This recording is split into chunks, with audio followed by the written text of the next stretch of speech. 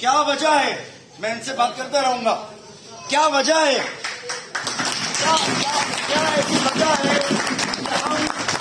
کیا ایسی وجہ ہے کہ ہمارے پاس آج سب کچھ ہونے کے باوجود ہمارے پاس آج کچھ نہیں ہے؟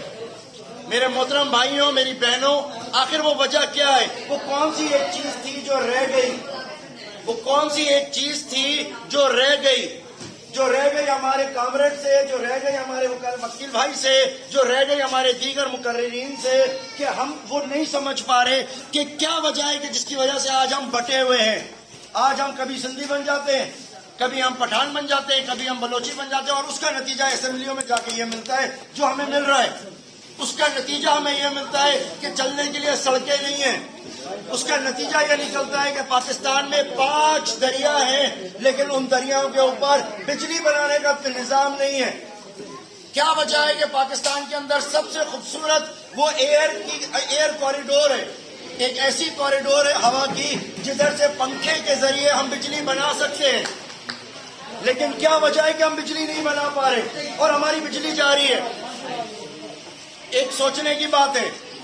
آخر کیا وجہ ہے کہ ہم لوگ جو ہے وہ یہ ان چیزوں سے رہ گئے؟ تو دیکھیں، اگر ایک وکیل کوئی غلط کام کرتا ہے نا، میرے بھائیوں، میری بہنوں، میرے بزرگوں، میرے نوجوانوں، اگر کوئی وکیل غلط کام کرتا ہے نا، وکیل، اس کی سزا عام آدمی سے زیادہ ہوتی ہے. کیوں زیادہ ہوتی ہے اس کی سزا؟ کیونکہ وہ قانون کو جانتا ہے. وہ قانون کو جانتا ہے، اور قانون جاننے کے بعد اگر غلطی کرتا ہے تو اس کو زیادہ سزا دی جانی چاہیے یا نہیں دی جانی چاہیے؟ آپ بتائیں، دی جانی چاہیے یا نہیں؟ اسی طریقے سے اگر آج پاکستانی محروم ہیں، آج اگر میرے پاکستانی، آج اگر میرے تھل والے بھائی، آج اگر میرے پورے سندھ کے لوگ، صرف سندھ کے ہی نہیں، پنجاب کی گلی گلی کوچے کوچے میں گیا ہوں، میں نے وہاں اس سے زیادہ بدتر حال دیکھا ہے. یہاں بیٹھ کے ہم عجیب پتہ نہیں کیا تصور کرتے ہیں. میرے پیارے بھائیوں، میں نے پنجاب کے اندر ایسے گاؤں دیکھے ہیں جنہوں نے پیسے کمانے کے لیے اپنا پورے گردے بیچ دیے ہیں. میرے سندھ میں ایسا گاؤں نہیں ہے کوئی. ادھر کی آبادی اتنی آبادی ہے کہ انہوں نے اپنے گردے بیچ دیے صرف اس لیے کہ ان کا 2 مہینے کا راشن ان کو مل سکے. مجھے بتاؤ کہ وہاں کتنی غربت ہے. آخر کیوں ہے ہمارا یہ حال؟ کیا قصور ہے ہمارا؟ کیا جارج بش کو، کیا امریکہ کا، کیا کینیڈا کا جسٹن ٹروڈو ہو گیا، کیا امریکہ کے لوگوں کے پاس سب کچھ ہے؟ ہم لوگوں نے کیا قصور کیا ہے جو ہمارے کو یہ سزا مل رہی ہے؟ کیا قصور کیا ہے ہم نے؟ آپ نہیں جاننا چاہتے ہم نے کیا قصور کیا ہے؟ کوئی تو قصور ہوگا ہمارا جس کی وجہ سے اللہ تعالیٰ ہمارے پر حساب لے رہا ہے. اور یہ اس کا حساب لینا، خدا کی قسم، یہ اس کی رحمت کا ایک مظہر ہے کہ وہ ہم سے حساب لے رہا ہے. بہت سے گناہ گار ایسے ہوتے ہیں جن کو اللہ تعالیٰ گناہ میں ڈھیل دیتا رہتا ہے، یہاں تک کہ جب وہ مر جاتے ہیں تو آگے کھڑے ہوتے ہیں، مگر ہمیں انہوں نے ڈھیل نہیں دی. ہمارے کو وہ مشکل میں ڈال رہا ہے، ہمیں مشکل میں ڈال رہا ہے. اور اگر کسی کو کوئی مشکل میں دیکھے، یہاں علماء کرام موجود ہیں، پوچھیں ان سے، اگر کسی کو اللہ تعالیٰ مشکل میں ڈالے یا بیماری میں وہ ڈالے یا تکلیف میں ڈالے تو اس کے گناہ معاف کر رہا ہوتا ہے. اللہ گناہ معاف کر رہا ہوتا ہے اور اپنی رحمت سے اس کو بخشنے کے لیے رستے نکال رہا ہوتا ہے. لیکن اس کے اوپر وہ تکلیفیں، آزمائشیں ضرور آ رہی ہوتی ہیں. ہم پاکستانیوں کے ساتھ کیا مسئلہ ہے؟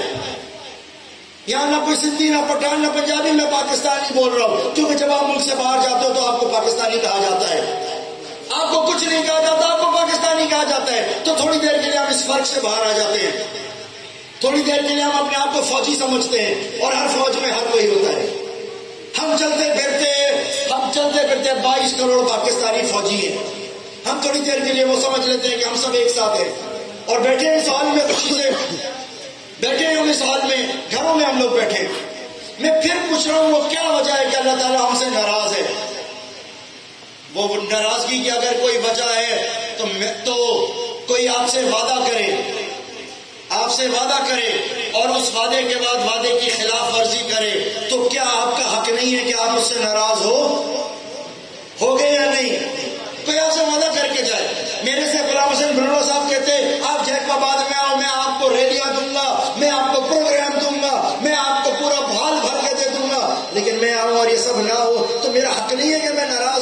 میں کام چھوڑ کے آیا, سب کچھ کر کے آیا, آپ میرے کو بیوقوف بنا دیا. میرا حق ہے نا ناراضگی کا, میرا حق ہے نا حسین سے, حسن سے ناراضگی کا. حسن کا حق ہوگا نا, آپ نے وعدہ کیا کہ ہم آئیں گے, ہم ریلی لگائیں گے, ہم آپ کو ہار پہنائیں گے, لیکن آپ نہ پہناؤ, تو حسن کا حق ہے نا آپ سے ناراض ہونے کا. یہ حق ہے نا اس کا ناراض ہونے کا. مجھے یہ بتاؤ, جب آج سے 1940 کے اندر, 1940 سے پہلے 1935 کے اندر الیکشن ہوتا ہے, اور الیکشن کے اندر کانگریس نامی ایک جماعت جیتتی ہے اور مسلم لیگ برے طریقے سے ہارتی ہے. یعنی ہندوستان میں ایک الیکشن ہوتا ہے, انگریز کرواتا ہے, وہ سالہ انگریز جو اپنے آپ کو سب سے زیادہ اچھا سمجھتا ہے, وہ اس ملک وہ ایک ایسا الیکشن کرواتا ہے جس میں وفاق کا تو کرواتا نہیں ہے, صوبوں کا کروا دیتا ہے. تاریخ کا ٹائم نہیں ہے بتانے کا, لیکن جب یہ کام ہوتا ہے اس وقت ایک حکومت آتی ہے. 2 سال وہ ایسا حال کرتے ہیں وہاں کی اقلیتوں کا وہ حال کرتے ہیں 2 سال میں, کہ آخر میں قائد اعظم محمد علی جناح جیسا آدمی, جو اس وقت تک صرف بیرسٹر محمد علی تھا, اس کو اب یاد آتی ہے بات, سر سید احمد خان کی بات یاد آتی ہے کہ یہ تم پر قابض ہوئے ہیں, یہ تمہیں غلام بنا کے رکھ رہے ہیں. اس کو نظریہ 2 نظریہ کی بات یاد آتی ہے قائد اعظم کو, تب یاد آتی ہے محمد علی جناح کو, تب یاد آتی ہے. اس کے بعد یاد آتی ہے 1930 میں علامہ اقبال کی بات, جہاں وہ علامہ اقبال 1930 میں کہتے ہیں کہ مسلمانوں کے ایک الگ قوم, ایک الگ ملک کی ضرورت ہے. تب جا کے میرے جناح صاحب کو یاد آتی ہے وہ بات.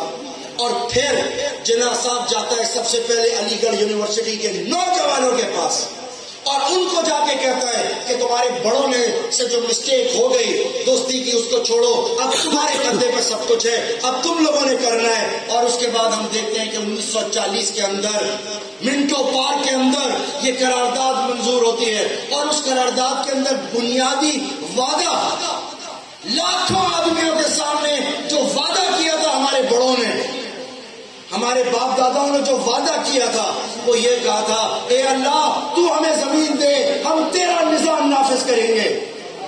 اے اللہ تو ہمیں زمین دے, ہم تیرے محمد آخری نبی کے بتائے ہوئے قانون کے اوپر اس ملک کو چلائیں گے. اس کے بعد وہاں جو لوگ بیٹھے تھے نا, انہوں نے کہا, اس کے بعد انہوں نے کہا پاکستان کا مطلب کیا, لا الہ الا اللہ. یہ نعرہ مسلم لیگ نے نہیں, اس عوام نے لگایا تھا. پھر اس عوام نے کہا اس لا الہ الا اللہ کے لیے ہم اپنی گردن جان سب کاٹ دیں گے. لا الہ الا اللہ کا مطلب کیا ہے؟